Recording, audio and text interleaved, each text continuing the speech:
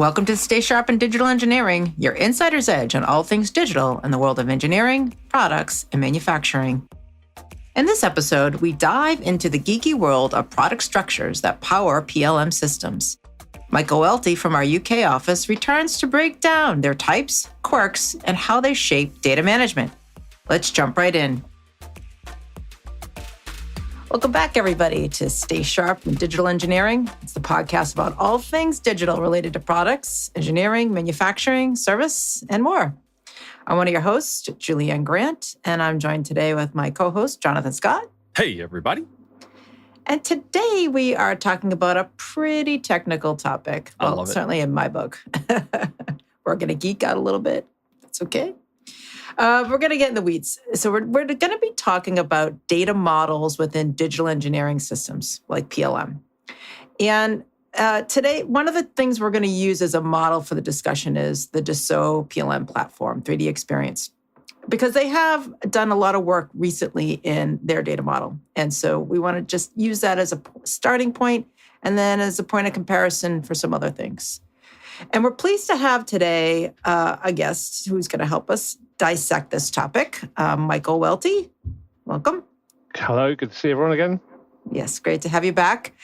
So for those of you who don't know Michael, Michael is our general manager of our Razorleaf UK office and is very well known in the PLM space as he's had a lot of years working with the Dassault products, at least 24, you mentioned before we started. And then he started with Smart Team, so that'll help date things really quickly. Yeah, a long time ago. I can identify. Right. Yes.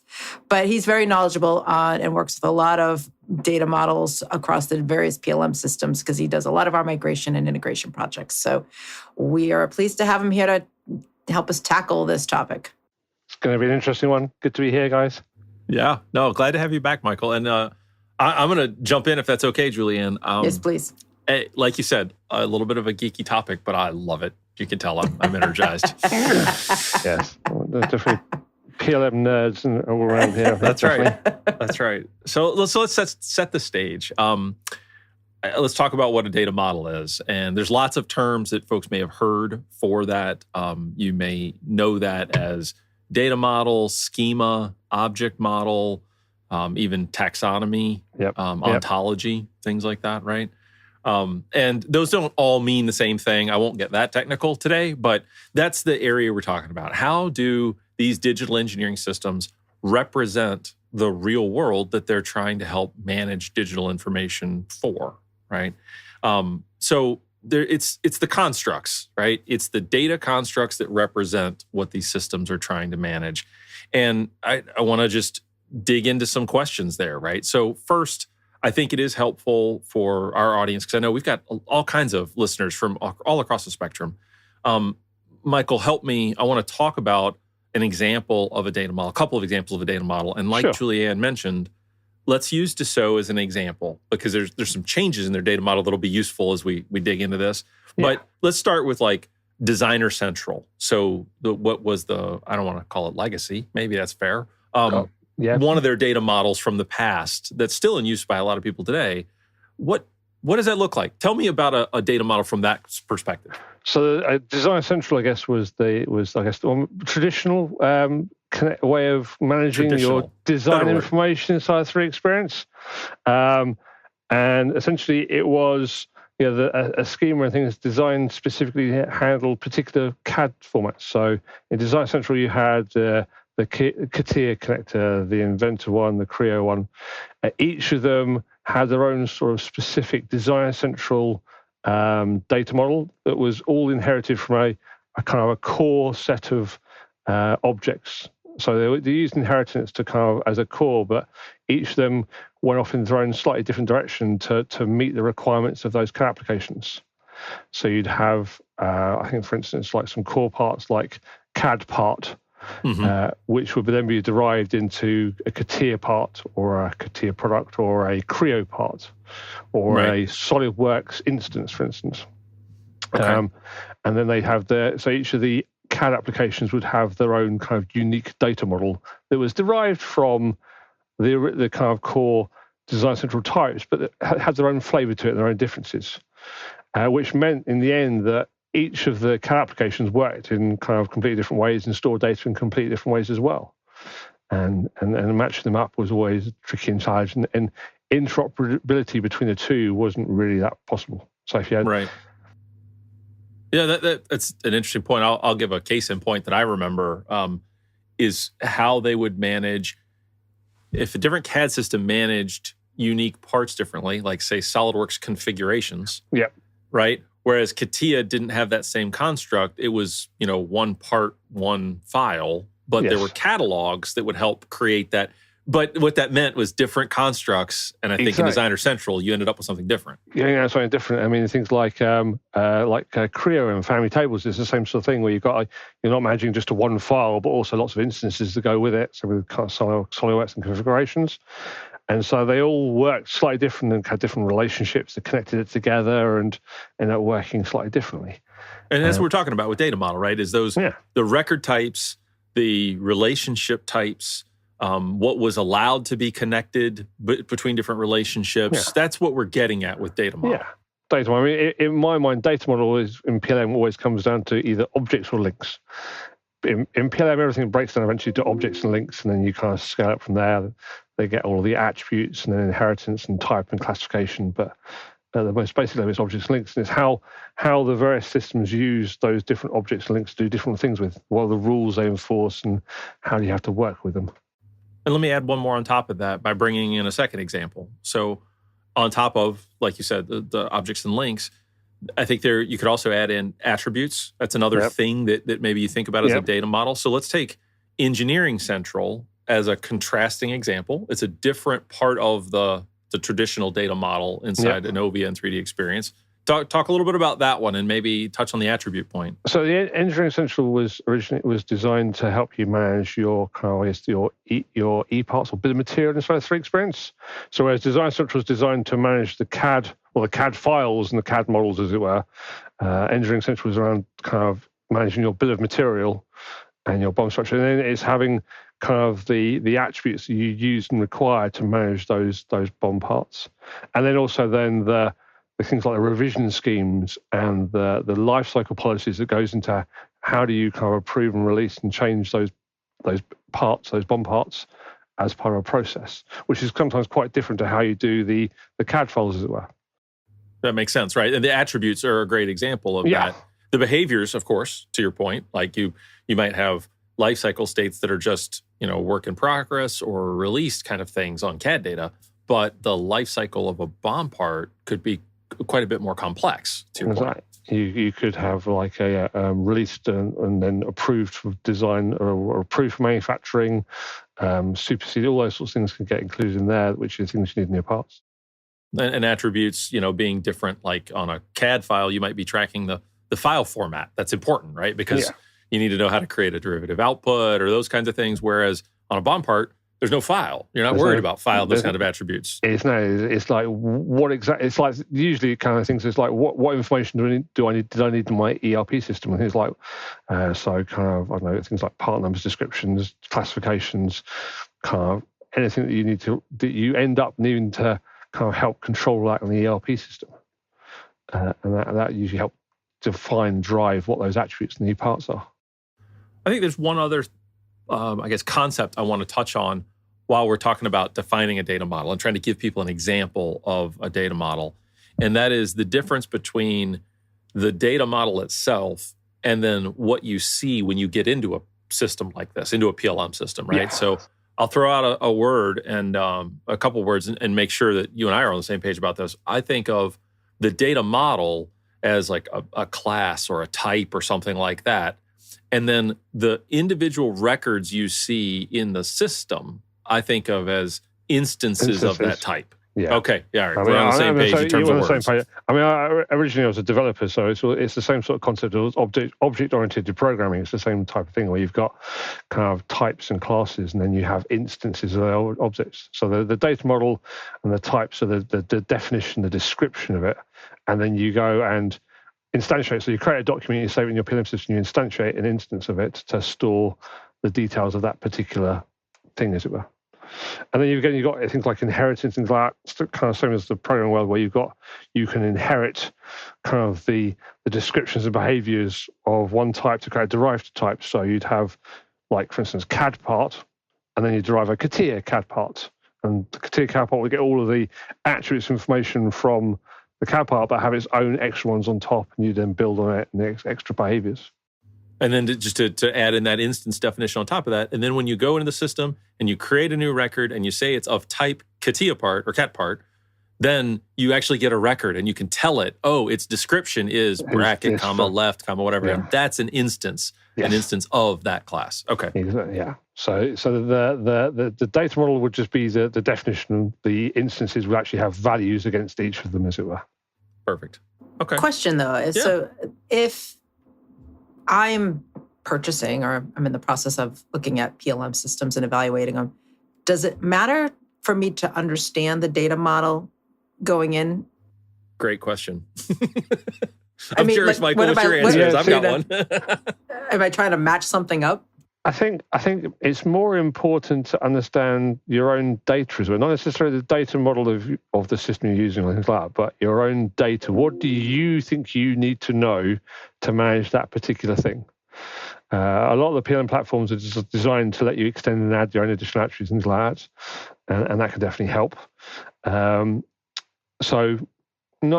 as soon as you start actually getting into the PLM platform, understanding how that data model works and what it does will dictate a lot of how you have to work with the PLM platform, because they kind of impose their own, I guess, way of working, as it were, that you've got to kind of start fitting inside. So I understand your own data to start with is the best place to start with. If you're thinking of getting a new PLM system, get a good feel of what exactly you want to be managing. But then as you start to implement it, you are going to have to learn and get to grips with the requirements of the system and whatever that dictates, as it were. And I'm going to agree with Michael's answer and add on top of that. I think another reason why you may want to understand it, and I to your question, Julianne, I'm not recommending that everybody needs to go out and become a schema or data model expert before they pick a PLM system. But the reason it matters is the capabilities that the PLM or other tool offers are rooted in the data model, the representation of the data, right? So to Michael's point, think about how it represents what you want to represent. That's important. But also think about how it delivers the capabilities, or if it delivers the capabilities you want, based on how they represent the data.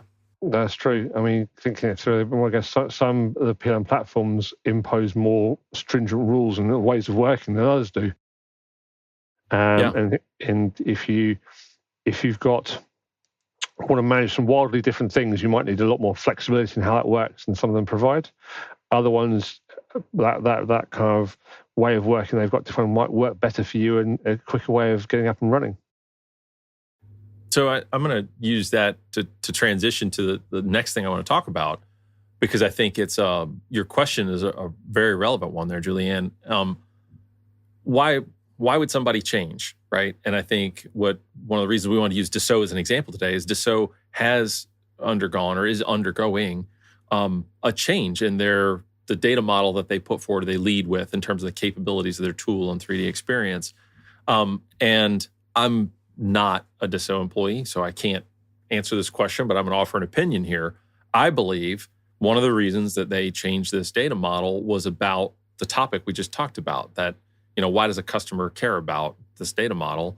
For me, it's about capabilities. And I believe this next generation of PLM, what people are starting to do with it, when they're thinking about digital thread and digital twin, the ability to build a digital twin, in my mind, I think Dassault had that in mind as they were making this shift in their data model, that they were looking for, it's going to be easier, better, a better representation of the data and the real world if we offer this new data model and these new capabilities around it. So again, that's me projecting my opinion. At some point, we should probably have them on and ask. But it's a good idea. Good one. Yep. Yeah, I think. I'll make a note. But it gets us into this topic of data model changes. So I want to dig into that for a minute, Michael. What do you think there? What can you tell us first? Maybe give us that background. I'm introing it by mentioning they have a change. Tell us a little bit about that. What do you know about the change? So if you imagine like a Design Central where you had each of the applications had its own data model, its own way of representing the data, and match. And they also had things like Engineering Central and things like that. Dassault moving now to a newer data model, which kind of tries to bring it all together under one kind of consistent data model, the unified product structure. And that's UPS, right? And that's so UPS. You hear it abbreviated as UPS? Okay. Yeah. So you kind of hear it as UPS. And the aim is to have almost like a single schema or data model that will be used by all of the systems, as it were.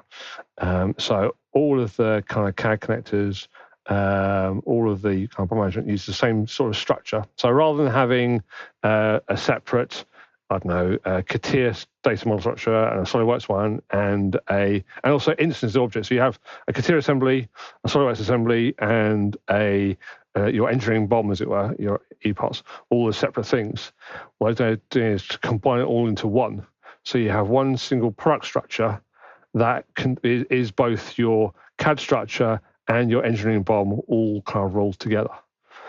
And it's quite a change, and it takes quite a while to get your head around where the benefits of that are, particularly because a lot of people are used to having kind of separate kind of structures going on. I've got a CAD structure here, I've got my building material here, and they're completely different things. And then that goes downstream. Then I create some more structures going downstream, things like that. Whereas Dassault said, right, we're going to start from the very beginning. You're going to build up one structure. Now, where that comes in, I think really so challenging potentially for the designers, maybe getting their head around it. But where you think about it, I've got one structure that I can consistently use across the entire thread. That's where it gets really interesting. It's not just kind of then you've got that one structure that you can use not just from design, but all the way through to your production planning, kind of all down to simulation, analysis, all those sorts of things, all working off the same structure. Kind of does have some interesting possibilities. I think it also makes its life slightly easier for Dassault too. They've got one structure to manage and maintain that they can also build off to as well. So it gives them a more consistent structure to make a very wide kind of digital thread, which I think will really help. But yeah, that's why they moved to this UPS structure. And I think another one that maybe some people have heard of, lots of people this may not be known to, but it had a different name for a while, at least in a marketing context, Power Buy. If anybody's ever heard of Power Buy in the Dassault community. That UPS and Power Buy, we're talking about the same thing there. I want to add something to what you were saying, Michael, about that unified product structure, right? Because that's it, UPS. Although they still can have multiple structures, even though they're sort of blended, but like an EBOM and an MBOM, we can see some other structures in here, but the unification for sure is in that specification, like of the CAD, that used to be a separate structure. And then the bill of material or product structure was different, and they were linked, but not the same. And now they're one. It's like whatever the structure is, whether it's engineering structure or manufacturing structure, it is one and the same. It's blended with those specifications, the CAD, the models, all the things that define it. So I just don't want people to walk away with the idea of like, they only have one structure total? Well, no. Okay. No. So you can represent it though, but it lets you do some very interesting things. It means you can inside of your engineering BOM could be made up of multiple CADs, as it were. So you got your kind of you're working on one BOM structure, but you got one part of it is a SolidWorks part, and the other part is a CATIA one. You might have a bit of software parts. You might have kind of that's where it gets really interesting, right? Some like ECAD, it can all be in there. And it's all in there, all interlinked, because it's the same data model and schema as well. It all can interrelate and be seen as kind of one unified product, I guess is what they're aiming for. But rather than you've got lots of separate things that are kind of different parts of your product structure, now you really can bring it all together as one to have a kind of complete representation of your product and all the various different aspects of things that go into it. And hence my point about like I'm theorizing that is just, it's a better model, better data model, better representation for building a digital twin, right? Because you've got everything in one place, maybe not in one format, right? And that's some of the tricks that I think, we see Dassault starting to evolve, which are quite interesting about, well, once I've all got it in one structure, then I can think about, do I translate it to a certain format, a lightweight representation for a visual digital twin? Do I translate it to some deeper representation for, a more functional digital twin, on and on and on. Like I don't want to get too far into that, but yeah. So that, I think, hopefully that helps give people a context for the change we're talking about. Let's talk about why for a minute. So in your view, Michael, what is the value in making that change? Why make that change? Why do vendors, like Dassault's just our example here, but we're talking about a broader topic. Why change data models over time? Why are we dealing with different data models in these different systems from different vendors? So I suppose it's kind of if you imagine the digital, over the past years, we talk a lot about digital thread, as it were, and trying to extend that web of, beforehand it was just like PDM, or like, we just do the CAD file by themselves and the documents. Now we're trying to get to the point of kind of having a full digital thread across the entire life cycle. So just not just the design, but the manufacture, the production planning, and also things like, as you sprout into things like IoT-enabled devices, things like that, right the way through to in-service and managing all that sort of things. So that web is getting much, much broader, and the various vendors are trying to provide tools and technologies to kind of expand out there what you can do. So the Dassault approach of this unified product structure means that they've got, you kind of building things like all their simulation, analysis, production planning, CAD, all the various tools, all working off the same thing, means they can have a very consistent base to build literally everything off, to get a very kind of wide set of capabilities. I mean, some of the other PLM systems are taking slightly different approaches to have it, and like so do different sort of data modeling, but essentially they're all trying to do the same thing of represent more and more of the wider thread in one platform. But that, you bring up an interesting point, and this comes back to your question earlier, Julianne, about, why would somebody choosing a platform care? And it matters because of how the data gets represented and what the functionality is as a result, right? So as vendors, and I'm going to insert something I inferred in part of what you were saying, Michael, as vendors move from PDM to PLM and now digital thread, as they're thinking about the broader scope, in some cases they've decided, you know what, the representation I had of the data before is not adequate to do what I need to do now. Yeah. And that's a logical evolution for any software vendor, right? I mean, we've seen it with flat file databases to relational databases back in the 80s and 90s. This is what technology does for us. But what it means is when these kinds of changes happen, it starts to differentiate the vendors again, the products again, right? Yeah. So you got to a point where I would have said maybe 5 or 10 years ago, people would ask, some of the big PLM vendors, what's the difference? I'd say, well, one's got a plus here and a minus there and a module for that. But overall, they're very similar in terms of what they're offering. Things are changing, right? As these data models are out there and they're changing and evolving, now we see something different, right? We see a different offering, a different capability for the future. So it is kind of a wildly different way of doing it compared to what it originally was. Even for the kind of traditional 3D experience users as well, those that are using Design Central, it's a big jump. It's a kind of a whole completely different way of doing it that they've got to kind of get to grips with, which brings its own problems and things they've got to deal with as part of that to move to that newer structure. Yeah, let's get into that. I love that topic, right? So what does this mean, right? If it's a differentiator and different vendors now are going to have different data models, and some will have some that are similar, right? And not everybody has made the change that Dassault has made here. And I guess we'll see in, when we look back in 10 years, will we say, well, Dassault, that was not great. That was not the best way to represent the data, or wow, what a leader they were. That was really interesting that they offered that. But aside from all that, what do people need to think about to deal with it? To your point, the first are Dassault users who maybe need to get to the new data model. The others are people who might need to migrate across systems from Dassault to something else, or from something else to Dassault.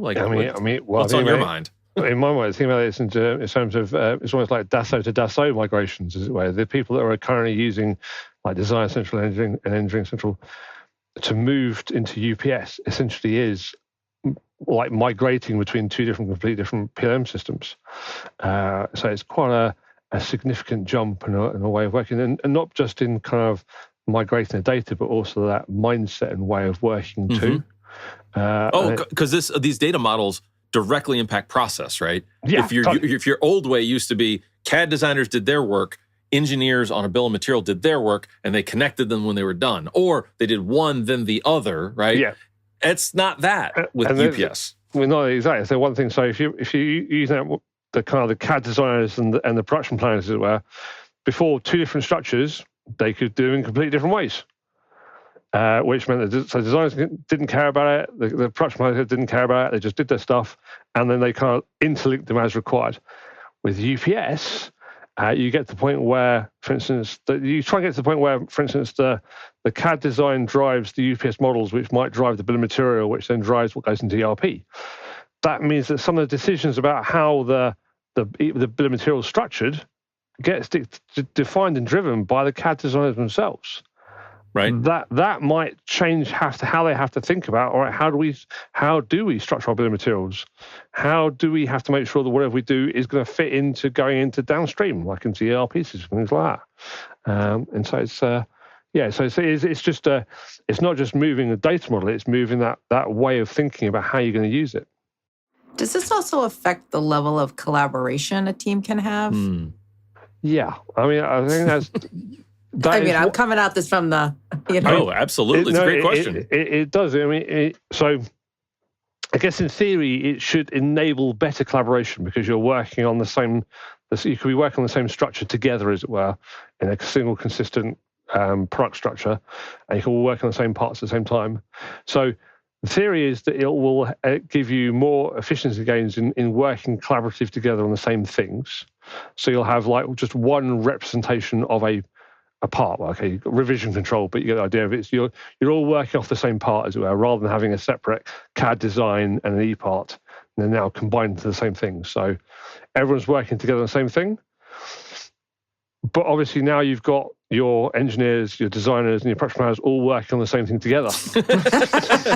So okay, could be crazy. It could be crazy. So it is going to be a case of, is that going to? It should theoretically improve efficiency because you're just working on one thing, but you've got to then get your mindset right. That we are now working on the same things together, and how do we kind of not cause clashes and problems and affect other people's job roles and things like that. It gets back to what you were saying, Jonathan, about the process. Yeah, how people work together. Yeah, and it's one of those, from the question you asked earlier in the episode about why should people care? Should they care about this when they're picking one? It seems like kind of an arcane technical thing, but the reality is it impacts a lot of the outcomes you get from these systems. And we're talking about PLM. This same concept and point is true about ERP, about MES, about QMS, about, right? The data models matter. It's not that you want everybody to be an expert in them, but they matter in terms of what the capabilities of the system are. And it matters for other things too. Like you were just getting at, Michael, talking about migration, integration. Yeah, all of these things. All these things are. So I mean, that's one thing I'd be quite interested to see about this. The move to UPS, obviously, is that it's forcing a lot of the integrations to kind of behave the same as well. Obviously, before they were all very distinctly different or work differently.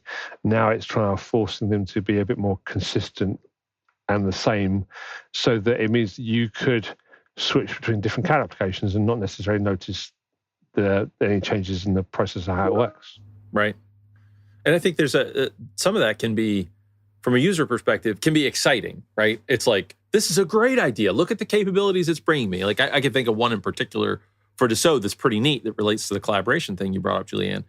Once you do this, there's an app inside of 3D Experience where a non-CAD user, through sort of a viewer kind of interface, can build a CAD assembly. Yeah. Right? Well, that's really powerful, right? That's been an issue for years in this digital product space where if you wanted a 3D model of something, you wanted to build something new, you had to be a CAD user. You had to understand those tools, you had to have a license to those tools, et cetera.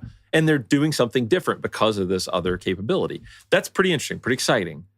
There's a way that you could be unexcited about this too, though, right? Which is when you think about sharing data with partners, when you think about integrating data to other business systems, when your data model looks different, it's almost like you're speaking a little bit of a different language. Yeah. Right? What do we do when, I'm speaking Esperanto and it's the world's most efficient language, right? And it's great. It's cutting edge. I love it. It's wonderful. But it turns out nobody else speaks Esperanto. Well, what do we do? It just strikes me this, as I'm listening, is that the UPS model sounds really interesting, but it also sounds a little captive. Because you hear a lot of these companies talk about, we have an open development platform. We can really be adaptable and all. And so, where does this all fit in with that? Now we get deep philosophically, right? I'm Sorry, going to offer an opinion. But I'm interested in yours too, Michael. I think it's that age-old conversation. You could see the positive side of it. You could see the negative side of it. The negative side of it is, somebody switches their data model. They're trying to lock me in. They're trying to put me in their walled garden, and my data's locked up because it's only a format they understand. Yeah. All right. Well, I think the positive side to balance that is right, but they're trying to offer you the cutting edge. They're trying to offer you their best, what they think is the best data model to represent your data and give you the greatest capabilities that you want for developing your products, managing the life of your product. So how do you get away from that? I don't know, right? I mean, what do you see? Yes, I mean, for me, you're right. It is that ability to kind of offer a very cutting edge, wide kind of field of capabilities. Like for instance, what the UPS is going to offer, right the way from kind of design, simulation, analysis, production planning, all that sort of stuff. Lots of capability to cutting edge, but again, you're in the platform. It's not as open as you might want it to be in getting data out.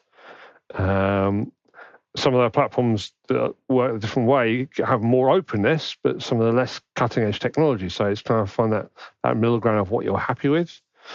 I mean, there are, I guess, standards out there, but they tend to lag quite far behind where the systems are, and also how eager and enthusiastic are the vendors to provide mechanisms to kind of work with those other standards as well. Is another debatable topic.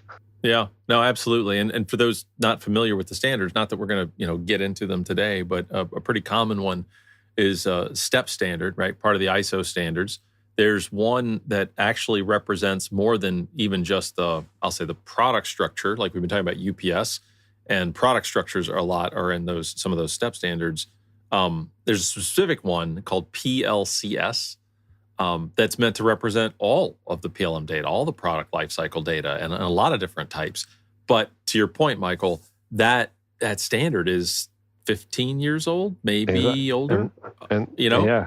So what do you do when you're a company and you're like, well, I like stability, I like standardization, I like integration, openness, all those things, and so maybe you think PLCS is great, but you go to build a digital twin and you say, but maybe PLCS isn't what I need for that.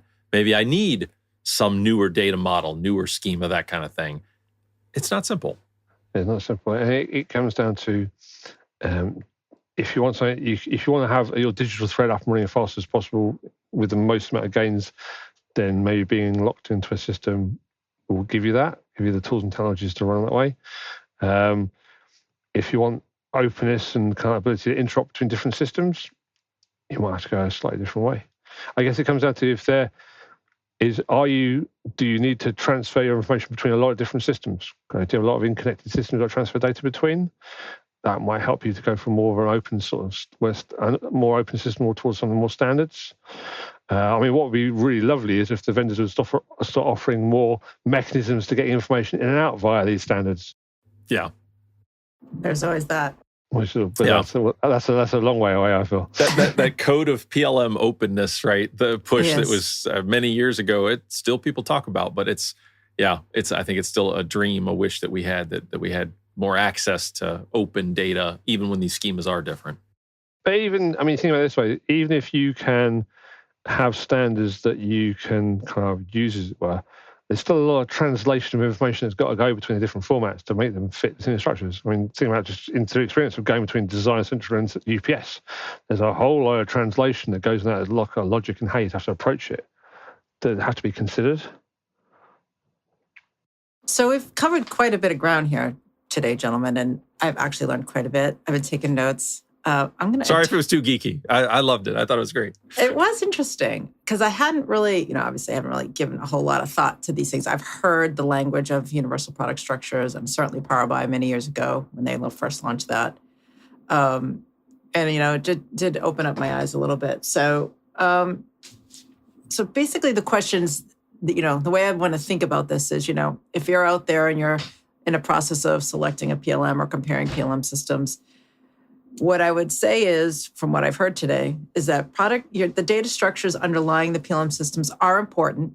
And they're important because it's going to depend on what you're trying to accomplish as a business.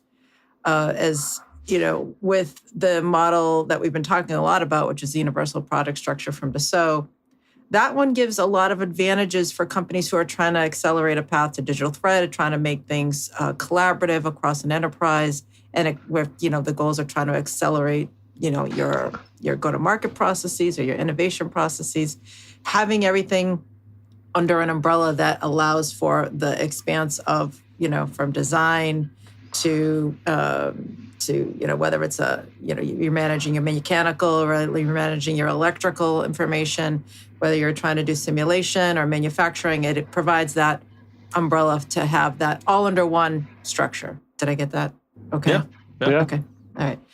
So it really depends on what you're trying to accomplish. And then the other piece is, hold on one second. A lot of it comes down to your mindset of how, you want to be managing your data. Do you want things separate? Do you want things together?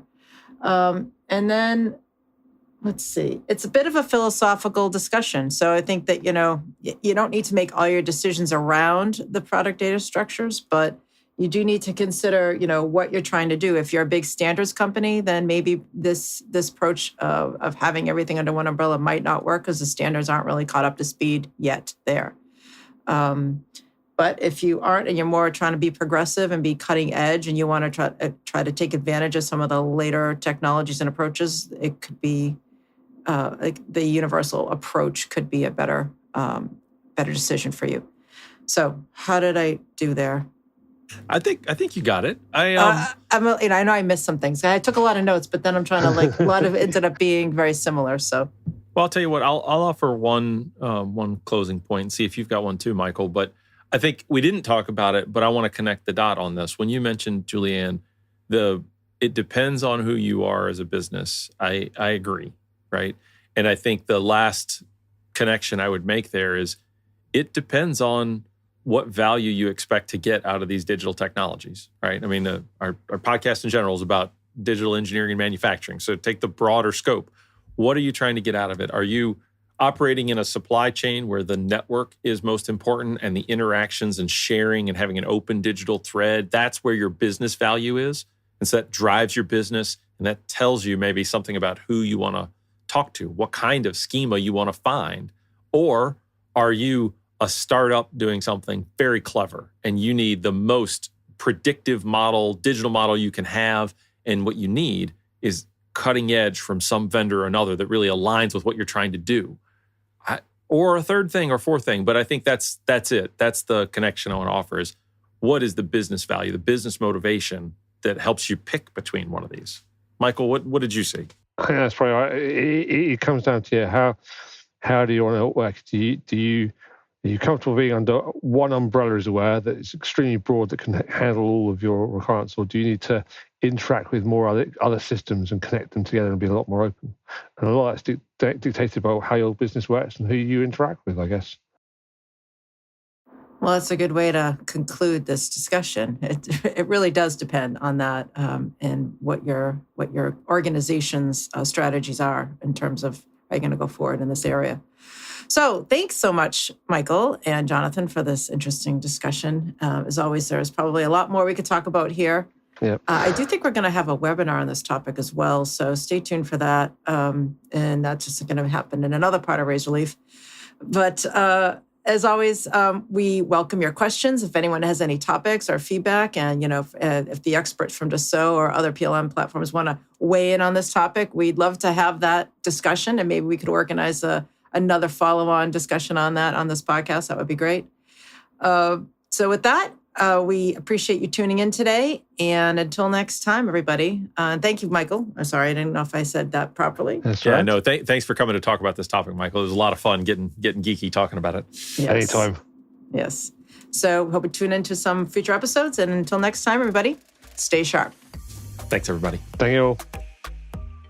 Thanks for being here and listening to this episode of Stay Sharp in Digital Engineering with Razorleaf. If you like this podcast, please be sure to hit the like button and subscribe to our podcast on your favorite podcast platform or our YouTube channel. And if you have any questions or have something to add to our conversation, please be sure to leave us a comment or send us an email at podcast@razorleaf.com. Until next time, everybody, stay sharp.